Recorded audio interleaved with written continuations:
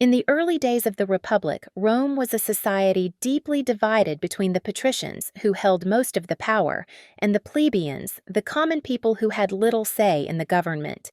In 494 BC, after a series of social struggles known as the conflict of the orders, the plebeians won the right to elect their own officials, known as tribunes of the plebs.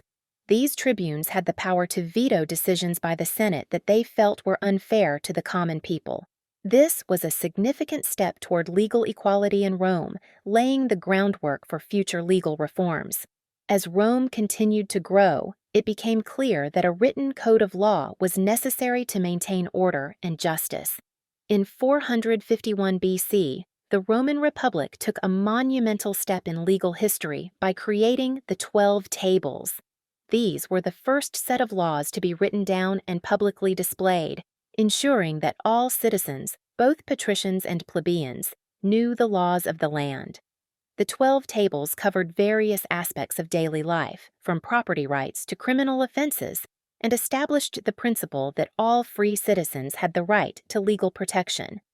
The plebeians continued to fight for equal rights under the law, leading to the passage of the Lex Licinia Sextia in 367 BC. This law allowed plebeians to hold the office of consul, one of the highest positions in the Roman government. It was a crucial development in the struggle for equality, as it provided the plebeians with greater representation in the legal and political arenas. This legislation also paved the way for future laws that would gradually break down the barriers between patricians and plebeians. The conflict of the orders reached its climax in 287 BC with the passage of the Lex Hortensia. This law made the decisions of the plebeian council binding on all Roman citizens, effectively giving the plebeians full legal equality with the patricians.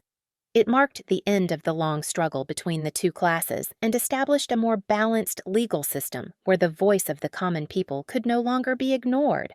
The Lex Hortensia was a major milestone in the development of Roman law, ensuring that the laws were created and enforced with the consent of all citizens. As Rome expanded its territories during the Punic Wars and beyond, the need for a more sophisticated legal system became apparent. The Romans began to develop new laws to govern their growing empire, taking into account the diverse cultures and peoples they had conquered. Roman law became increasingly complex and flexible, capable of adapting to new situations and incorporating elements of the legal systems of other cultures. This adaptability was one of the reasons why Roman law would become so influential, not just in the ancient world, but in the development of modern legal systems. Centuries after the fall of the Western Roman Empire, the Eastern Roman Emperor Justinian sought to preserve and codify Roman law. In 529 AD, he commissioned the creation of the Corpus Juris Civilis, also known as the Justinian Code. This comprehensive compilation of Roman laws and legal principles would become one of the most important legal documents in history, influencing the development of legal systems in Europe and beyond for centuries to come.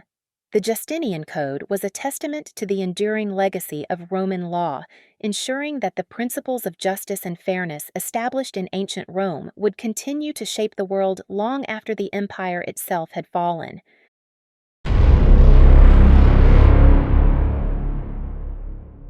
Roman architecture began to take shape during the early Republic, drawing inspiration from Etruscan and Greek styles. The Romans started by adopting the Etruscan use of the arch and the Greek use of columns, which would become defining features of their architectural identity. Early temples, like the Temple of Jupiter on the Capitoline Hill, showcased these influences, blending practicality with grandeur. This era set the foundation for Rome's architectural ambition, which would soon transcend mere utility to become a symbol of power and civilization. The construction of the Appian Way in 312 BC marked a significant advancement in Roman engineering. This road, the first of its kind, connected Rome to its southern territories, facilitating trade, military movement, and communication across the Republic. The Appian Way wasn't just a road, it was a statement of Roman ingenuity, reflecting the practical and durable nature of Roman infrastructure. The roads Rome built became the arteries of the empire, supporting its expansion and the movement of armies, goods, and culture. The Colosseum, completed in 80 AD, stands as one of the most iconic symbols of Roman architecture. Commissioned by Emperor Vespasian and completed by his son Titus, this grand amphitheater could hold up to 50,000 spectators, reflecting Rome's love for spectacle and public entertainment. The Colosseum was more than a venue for gladiatorial games. It was a symbol of Roman power, engineering prowess, and social hierarchy. The tiered seating arrangement reflected the social stratification of Roman society, with the emperor at the top and the common people at the bottom. Trajan's Column, erected in 113 AD, commemorates Emperor Trajan's victories in the Dacian Wars. Standing at 125 feet, this towering structure is not only a masterpiece of Roman sculpture, but also a historical document carved in stone. The spiral frieze that wraps around the column tells the story of Trajan's campaigns, depicting the Roman army in intricate detail. Trajan's column represents the Roman ability to immortalize their achievements in stone, ensuring that the echoes of their victories would resonate through the ages. The Pantheon, rebuilt by Emperor Hadrian in 125 AD, is a marvel of Roman engineering and architectural design. Its massive dome, with a diameter of 142 feet, was an unprecedented achievement, remaining the largest unreinforced concrete dome in the world to this day. The Pantheon's oculus, a 27-foot wide hole at the dome's center, allows natural light to flood the interior, creating a connection between the heavens and the earth. Dedicated to all the gods of Rome, the Pantheon symbolizes the empire's religious inclusivity and architectural innovation. The Arch of Constantine, erected in 315 AD, commemorates Constantine the Great's victory at the Battle of Milvian Bridge, a pivotal event in the establishment of Christianity as a dominant force in the Roman Empire. This triumphal arch, adorned with sculptures and reliefs taken from earlier monuments, represents a blend of old and new, reflecting Constantine's role in bridging the pagan and Christian eras of Rome. The Arch of Constantine stands as a symbol of the empire's transition, echoing the changes that would define the late Roman Empire and the dawn of a new era. If you like this video, subscribe us for more videos like this.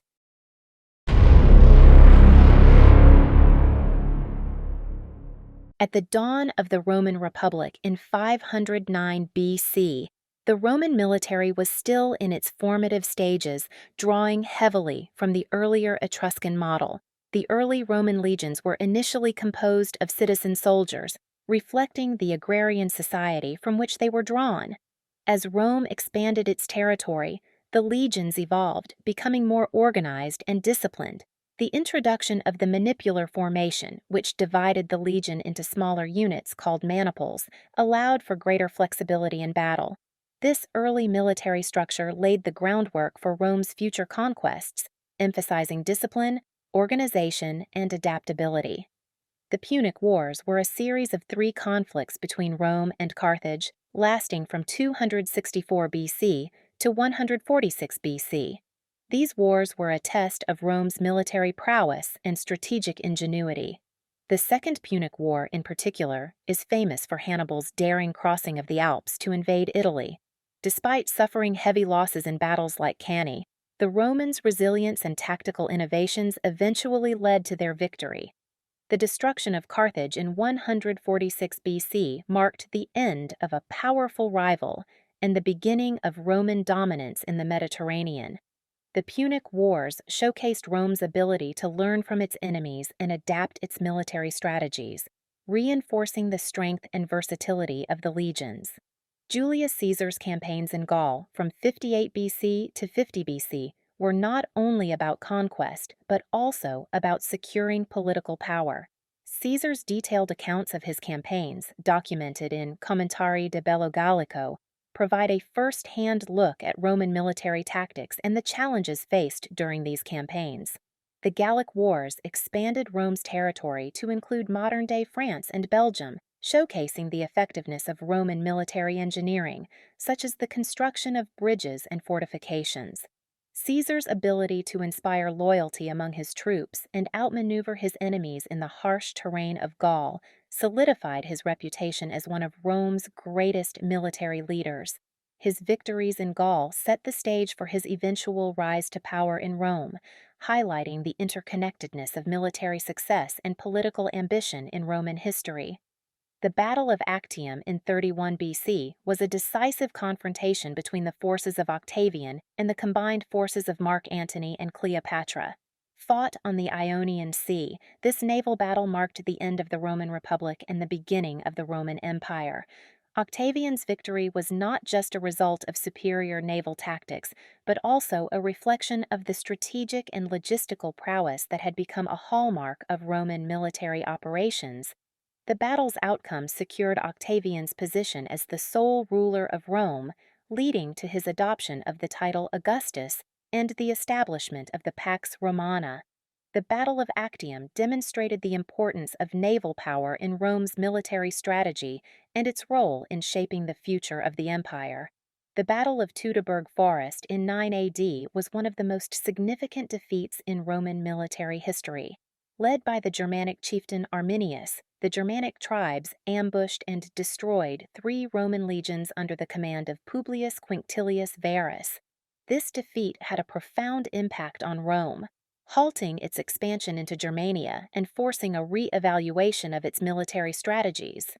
The Romans learned valuable lessons from this disaster, leading to reforms in military training, intelligence, and frontier defense. The battle's aftermath also reinforced the importance of securing loyalty among allies and the dangers of underestimating local resistance. The loss at Teutoburg Forest echoed through Roman military history, serving as a stark reminder of the limits of Roman power.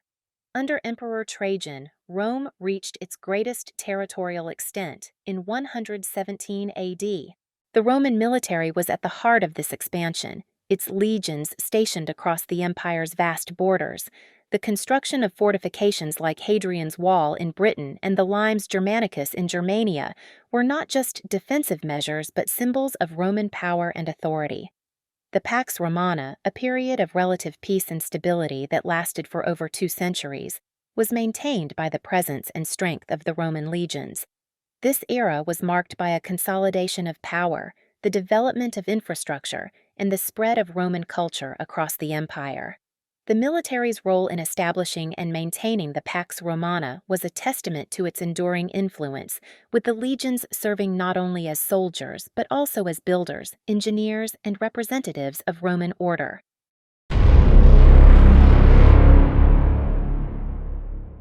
Roman literature officially began with Livius Andronicus in 240 BC, who is credited with translating Greek plays into Latin and introducing drama to Roman audiences.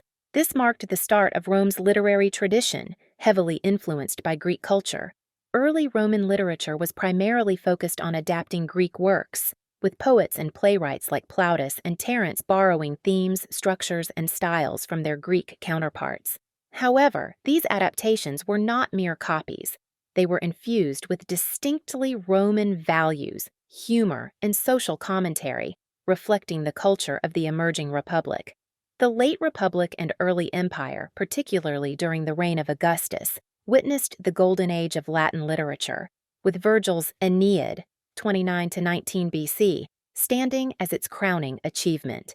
This epic poem, inspired by Homer's works, was a national epic that celebrated Rome's origins and its divine destiny. Alongside Virgil, poets like Horace and Ovid also flourished, producing works that explored themes of love, politics, and the human experience. This period saw the creation of literature that would not only define Roman culture, but also influence Western literature for centuries.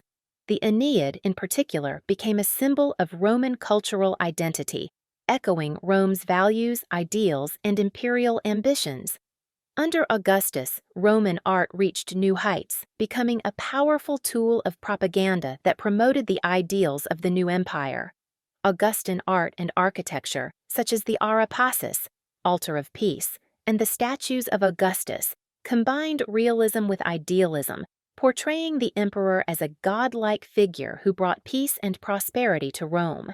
This period saw the flourishing of portraiture, reliefs, and monumental architecture that emphasized Rome's greatness and the emperor's role as the bringer of peace.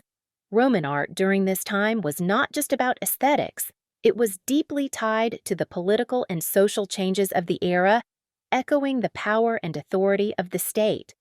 During the 1st and 2nd centuries AD, the Roman Empire experienced a cultural renaissance known as the Second Sophistic, a movement that saw a revival of Greek literature, philosophy, and art within the Roman world.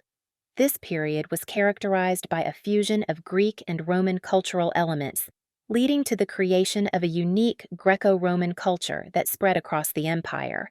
Roman emperors like Hadrian were patrons of the arts and sought to preserve and promote Greek culture while also advancing Roman traditions. The Second Sophistic was a time of cultural exchange and syncretism where Roman and Greek influences blended to create a rich, diverse cultural landscape. The eruption of Mount Vesuvius in 79 AD, which buried the cities of Pompeii and Herculaneum, inadvertently preserved a vast array of Roman art, architecture, and everyday life. The rediscovery of these cities in the 18th century provided an unparalleled glimpse into Roman culture, revealing vibrant frescoes, intricate mosaics, and well-preserved buildings that showcased the artistic and architectural achievements of the Roman world.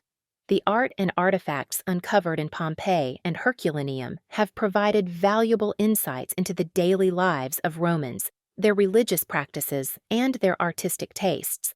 This event serves as a powerful reminder of the fragility of human life and the enduring legacy of Roman culture, preserved in stone and ash for future generations. Even after the fall of the Western Roman Empire in 476 AD, the echoes of Roman culture continued to resonate throughout Europe. Latin, the language of Rome, survived as the lingua franca of the medieval world, influencing the development of the Romance languages, Italian, French, Spanish, Portuguese, and Romanian. Roman literature and legal texts were preserved and studied by scholars, serving as the foundation for Western education and law. The works of Roman authors such as Virgil, Cicero, and Seneca were revered and imitated by writers during the Renaissance, ensuring that Roman cultural achievements would continue to inspire and shape the Western world for centuries to come. The legacy of Roman language, literature, and culture is an enduring testament to the profound impact that the Roman Empire had on the development of Western civilization.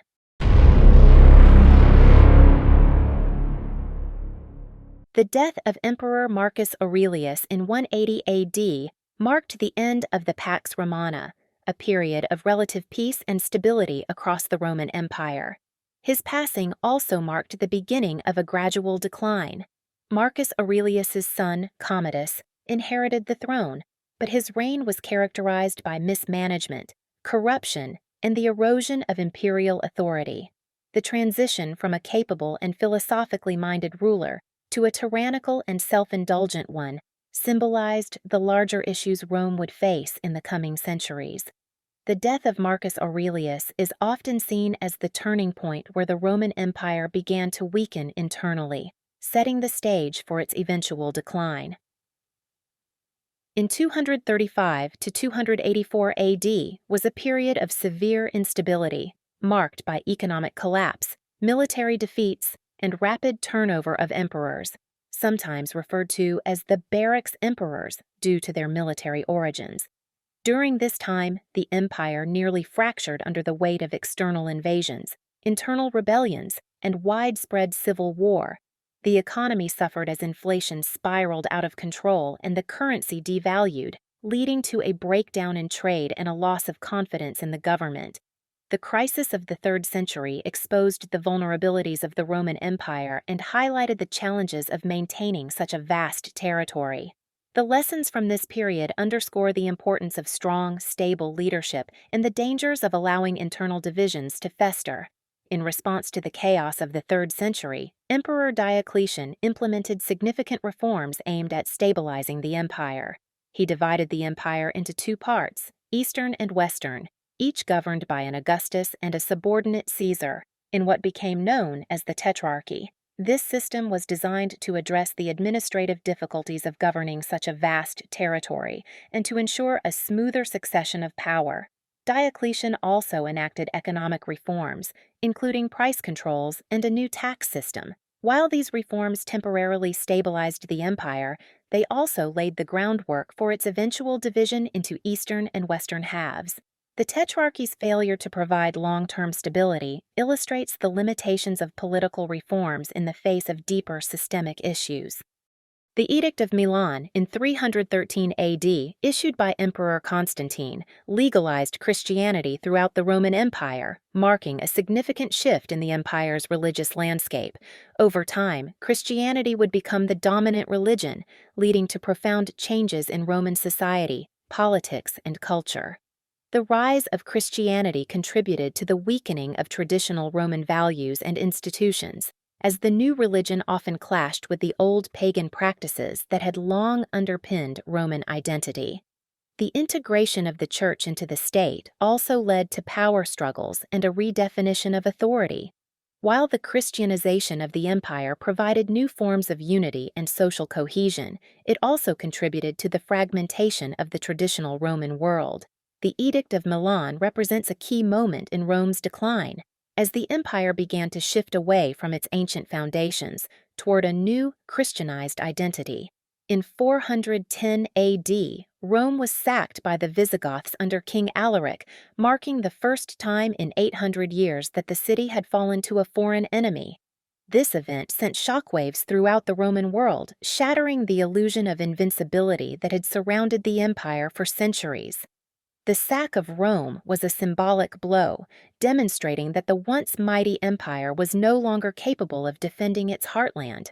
It also exposed the deep-seated problems within the empire, including the weakening of the military, the depletion of resources, and the erosion of central authority. The sack of Rome in 410 AD is often seen as a key moment in the decline of the Western Roman Empire, serving as a stark reminder of the consequences of overextension and neglecting the core institutions that had once made Rome great. The fall of the Western Roman Empire is traditionally dated to 476 AD, when the last Roman emperor, Romulus Augustulus, was deposed by the Germanic chieftain Odoacer. This event marked the official end of the Western Roman Empire and the beginning of the Middle Ages in Europe.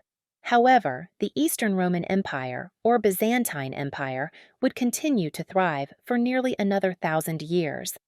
The fall of the Western Roman Empire was the result of a combination of factors, including military defeats, economic decline, political instability, and the growing influence of barbarian tribes. The lessons from the fall of Rome are manifold: the dangers of overexpansion, the importance of maintaining strong and effective leadership, and the need to adapt to changing circumstances. The fall of the Western Roman Empire serves as a powerful reminder of the fragility of even the most powerful civilizations and the need to address underlying problems before they become insurmountable. Rome's story is a reflection of humanity itself, its ambition, its resilience, and its fragility. From a small city to a mighty empire, its rise reshaped the world, and its fall served as a lesson for those who would follow. But the true legacy of Rome is not in ruins or ancient texts, but in the ideas and structures that still define our lives today. We live in the echoes of their laws, their art, their conquests, and their collapse. As we look back at Rome, we see the future of civilization itself. This is not just the story of Rome, but the story of us all, echoes that continue to shape the present and will continue to guide the future.